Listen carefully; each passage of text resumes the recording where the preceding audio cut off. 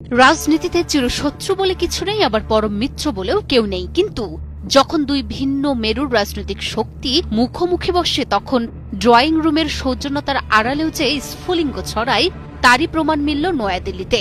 ক্ষমতায় আসার পর প্রথমবারের মতো মুখোমুখি হলেন ভারতের প্রধানমন্ত্রী নরেন্দ্র মোদী এবং তামিলনাড়ুর নব্য মুখ্যমন্ত্রী দক্ষিণী সুপারস্টার সি জোসেফ থালাপতি বিজয়।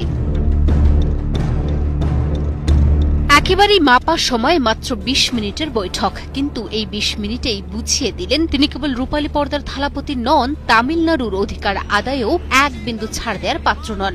রাজনৈতিক মতাদর্শে মোদী বিজয় একে অপরের প্রতিপক্ষ হতে পারেন, কিন্তু রাজ্যের স্বার্থে প্রথম দেখাতেই প্রধানমন্ত্রীর দরবারে সোজা ৩টি বড় দাবি ঠুকে দিলেন বিজয়।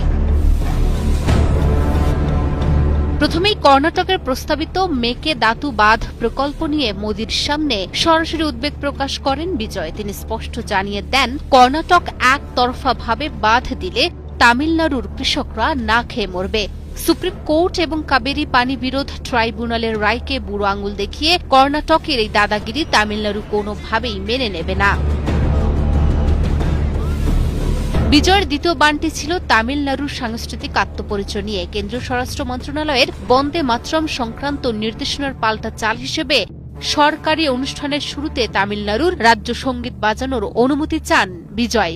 মোদির দিল্লির বুকে দাঁড়িয়েই বিজয় বুঝিয়ে দিলেন, দিল্লির হুকুমদারি নয়, তামিল সংস্কৃতির মর্যাদাই তার কাছে শেষ কথা। তবে রাজনীতিতে যেমন আক্রমণ থাকে, তেমনই থাকে কূটনীতিও।